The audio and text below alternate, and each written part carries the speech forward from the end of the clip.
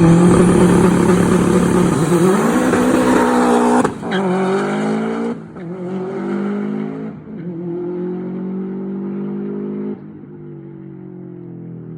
it going, everyone?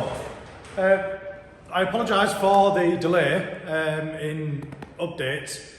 I've been flat out, been busy, so I've not been able to capture what everybody's probably been wanting for me to capture, the rebuild of the gearbox.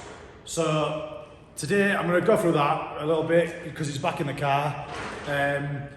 We've got another sponsor that I'm wanting to, you've probably seen off the thumbnail, Pete from B-Shaw, fire protection products, you know, fire extinguishers and servicing of fire extinguishers, industrial installations, stuff like that. But I'll go through that in a minute, show you what he's supplied us this season, and then I'll show you a couple of other things.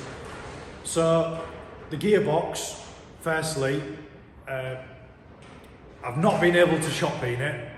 I've not been able to cryogenically freeze it. Timescale, just ran out of time. So I've built the gearbox back with new bearings. So I've put a new transfer case bearing. I'll put a picture up in the screen here. And what else? What other bearing? New main input shaft bearing or output shaft bearing. I'll put a picture up here anyway. And what was the other thing we changed?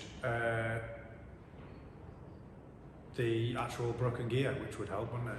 So you've seen the chipped gear on the last video with the tooth out of it, so I've replaced the H gear, and I know it's not ideal replacing gears that are not paired together, you know, used gears that are not paired together, but I thought about it technically. If you're using a gear off the input shaft and a gear off the output shaft, as soon as you take them apart, they're going to be in a different position, and then because they're different sizes, they're always going to be in a different position. So no one gear is going to be meshed to another tooth, if that makes sense, because it's always, as it's rotating, it's always changing the teeth that it's meshed against.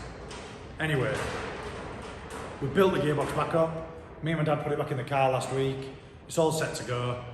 The other bit of exciting news is I've managed to book the dyno out for the day at a company called R&D Motorsport in York, up Fair Square near Harrogate. So we're going there, we're going to load the car on the trailer today, and we're going there tomorrow to finish off the mapping. So they're usually Vauxhall guys. If you're in the Vauxhall scene, like the GSIs and the VXRs, Corsas or Astras, you will have definitely heard of R&D Motorsport.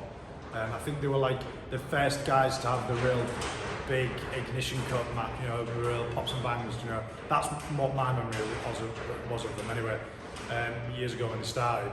But one of my friends said, give him a shout, Tony Cunningham, who was one of my friends, said give them a message, Dan and, forgotten the other owner's name, but give them a message, they're sound guys, they'll help you out. So, and they have.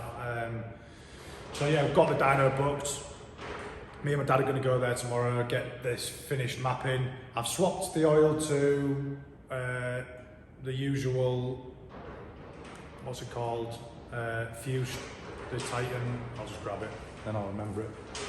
This stuff, Titan Pro Race R1550. We've had, I say we've had one new sponsor, we've actually had two new sponsors. I've not actually released it officially yet, but Liquid Moly has come on board this year, and they've got me part of their driver program, the DRS program.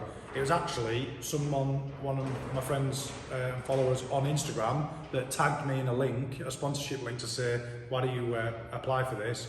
I just randomly applied for it, I know their products anyway, Liquid Moly. And yeah, they emailed me back saying, we'd like to come on board with you. So there'll be links and discount codes for the first time, and I'll be able to share them when I'm going through their products on the YouTube and on my Instagram. But we'll be changing from the Titan Pro Race R and going over to the Liquid Moly. So I'll show you their products as we go through. Kat wants to get involved with the videoing. So next up, today anyway, is I've bought a magnetic tool in a bolt tray because I've always wanted one, and I've seen them and I bought it. So we can put that anywhere and capture bolts. I've got 2 of these.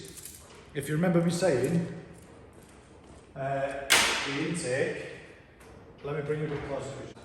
So if you remember me saying, let me move this magnetic tool tray out of the way. I'll put it on here. So, the air filter used to be, it wasn't here, but it was behind here, like this. I'll put a picture in the screen. And it was obviously going to be drawing, it's not too essential, but it was going to be drawing the hot air from behind the radiator straight into the turbo, which is not ideal. So, what we've done is, so in picture, yeah, we've got 2 of these, one's already attached to the turbo, 2 of these because I haven't got I haven't got a TIG welder at the minute. Andy's went back, if you remember, so I haven't bought one yet, and I haven't been to pick it back up with Andy. So, for the time being, I also ordered a 180 degree one of these, but they sent me twice, not twice, they sent me, rang me once, Tracy from AP Motorstores, said, we ain't got the 180s in, so I was like, that's fine, give me my money back, I'll get it from somewhere else. And then if you notice on eBay, there's about 1,000 listings and they're all AP Motorstore or Auto Silicon Hoses, it's all the same company. So, I ordered another one, Tracy rang me again, off a different supplier, I thought it was a different supplier, Tracy rang me again, we've only got the 135 degree angles in. So I was like, I'll just send that, I'll make some of it. So she sent me 135 degree, 102mm internal diameter. So I'm going to cut it in half. That's going to go onto the turbo like that, with one of these silicon couplers like that. And then the back side of it, another silicon coupler here, spun round, and then the filter's going to go on the end, wherever it ends up. But my plan is to get the filter so that it fits like here somewhere. So that's what we've got to do today.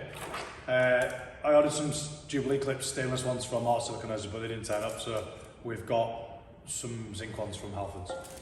I'll do the job because we're mapping tomorrow. So yeah, that's the plan for today. What else have we done? The other thing, I'll show you this up closer, but we've built a little box here, because if you remember me saying, the oil temperatures were a little bit high. I've snapped the carbon. So what this does, the oil cooler's behind here if you remember, this, by expanding the air, like a Venturi, like the backside of a Venturi, it slows the airflow down, so then you've got a longer duration, the air is going to be longer within the heat exchanger, the oil cooler.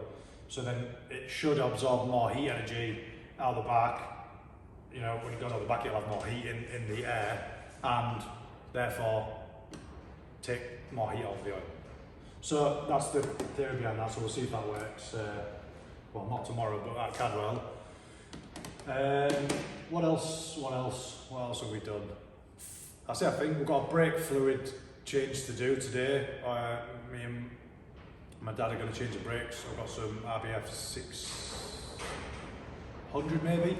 I'll go grab it and show you. It's not 600, I always recommend 600. I've been through this before, I'm not going to go through it again, but the higher the rating it is, boiling point, the more hydroscopic it is, the less time it lasts in the car. Hydroscopic meaning the more water it absorbs from the atmosphere. So I always say start with a 660. Well, I always say start with like a .40, you know, a normal brake fluid, but brand new, and then work your way up, you know, as you're boiling it. But I always seem to buy this 660 for some reason, and it lasts like 6 months. And anyway, we've got that to change. The other thing is, the regulations have changed. Before I start, I'll grab it out of the car. Grab the other one. It's easy for me to explain. 2 seconds. We've got it. So, this was last year's regulation, fire extinguisher. It's an aluminium ball, 1.75 litres, AFF foam, basically. And I thought it's due for service.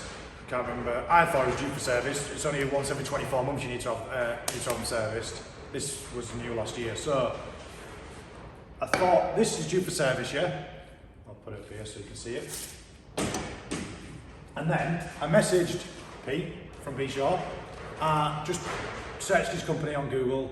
He's in Beverley, local to here, like 5 miles away. And well, it's based in Dunswell, near Cottingham, so it's in between Beverley and Cottingham. And he said, he replied by going, yeah, we can service it, no probs. And then I was on holiday at the time, and he messaged me back again. He said, I've just seen your picture, you know, so I've had a look at your car and whatnot, and I'll come aboard, I'll service it for free.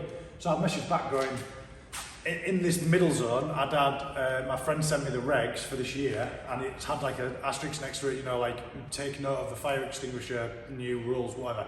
So then I referred to the MSA logbook, blah, blah, blah. And it said, this year, we've upped the fire extinguisher minimum size for handheld, because I'm on a handheld system still, not a plumbing system. Wait.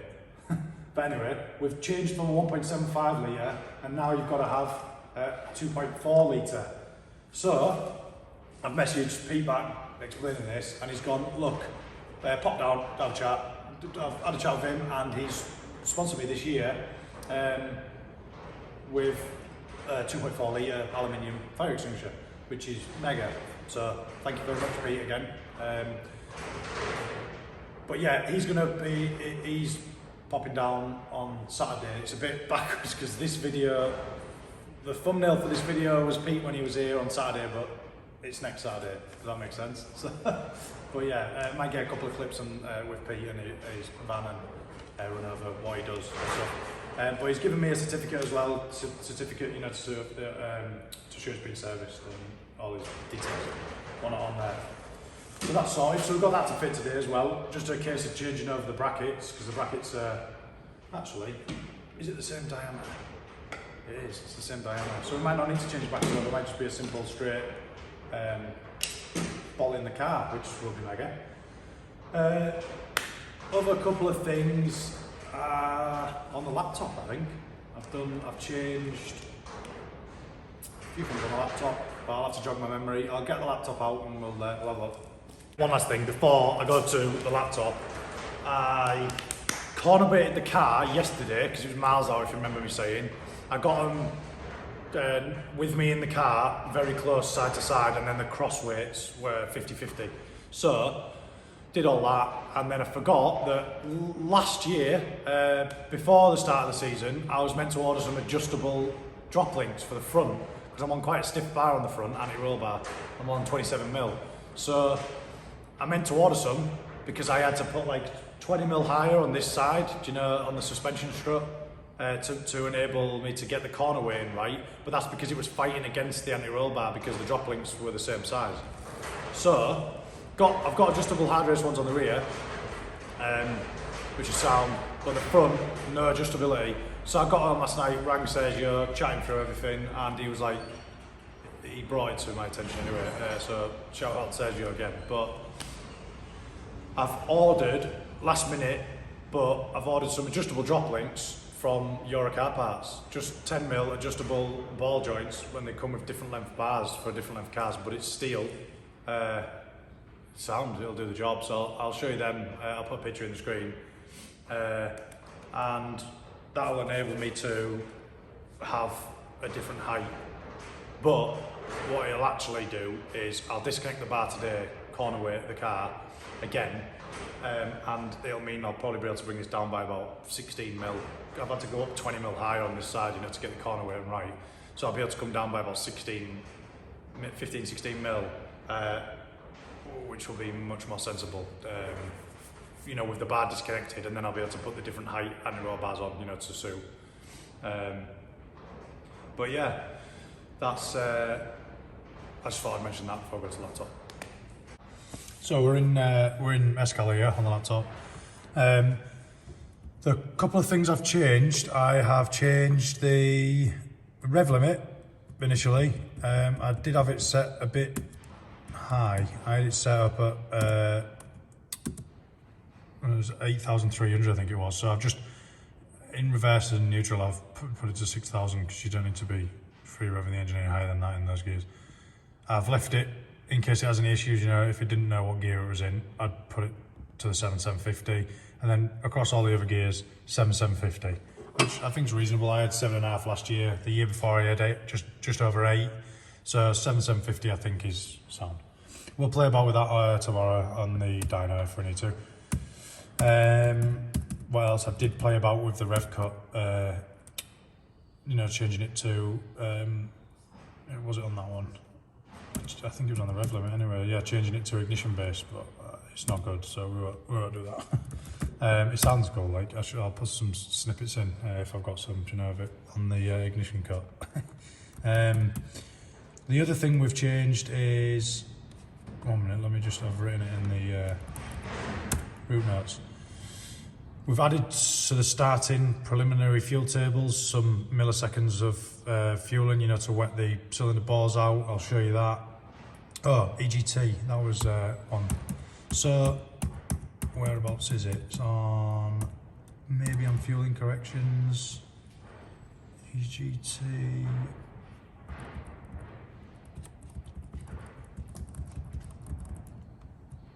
No, it's under closed loop. So, target adder, EGT, there we go. Basically, this was set from the base map to this factory Subaru's got an exhaust gas temperature sensor in the up pipe, and these are different temperatures of exhaust gas temperatures. So, basically, what happens is the higher the temperature, the more it'll knock off the target. You know, the target AFR in here, the target AFRs. So if it was getting, say, 1100 degrees up at the top up here, it would knock 0.4 or 0.6 off that target, you know, to richen it right up to put more fuel in so that it cooled the EGTs back down. So what I had in here, what I had 0.02, minus 0.02, and I always thought, why is my lambda not seeing, my target was, let's say, 9.950, yeah? Why is it not seeing 0.950? There's a correction somewhere, and I didn't know what it was, and it was only seeing 0.930, and it was annoying me. So I searched for everything, and I found I've put a resistor into the stock wiring to fool the ECU into thinking it's always 900 degrees EGTs. I don't have a external EGT in at the minute. You know, K-type one that goes into the board on the ECU. So I looked in here and I was like, oh, there it is. So I've just taken that off there. So it used to be that, and now I've just put it to that. So that basically now means it's not taking any from the target. You know what I just showed you on the base targets. It's not taking any target from here, so it will, at wide open throttle, you know, high boost levels, it will be on ethanol, it will be reaching for 0.81 lambda. That's what it'll be trying to correct all the time when the closed loop is enabled. So, yeah, that sorted that out. What else did we do? Transient, no, we don't need to go into that yet. I added some on the starting fueling. So, let me close these, it annoys me when they're open. There must be a faster way to do that, but starting there. Preliminary fuel injection. So when the engine reaches cranking speed, all primary injectors will be opened simultaneously for this duration. You don't need to know any of this, but so this is it's preliminary fuel injection 1 that I'll be doing. If you've got secondary injectors, they'll be on this one, or yeah, secondary injectors. So on here you'll see this probably needs to be a little bit higher in this area here. So I'm going to just experiment now because the car's cold. In this sort of area, I'm just going to add, it seems to be fine here, hot starting is fine, but I'm going to just add maybe 2 or 3 milliseconds, you know, into this sort of area and see how we get on. Because it's just, I know ethanol's a pain to start, but it's like, consistently exactly the same. It starts on the it's like no start for 1 fire, then start for like 5 seconds, then it cuts out, and then after that we're good. We're sound. The walls are wetted out. Obviously the internal temperatures are fine. So we'll just add a little bit here and see what it does today, and then we'll see what it does tomorrow, you know, because obviously I can only get 1 cold start today, so yeah. Anyway, I'm starting to ramble on again, but I just wanted to show you what I've done in here. Again, I do want to go through all of this and show you everything that I've done, but I ain't got time at the minute, so I need to obviously get the car mapped. That's the most important thing, because we're now a week away from the first round. But I'll try and go through stuff as I'm doing it, you know, as best I can.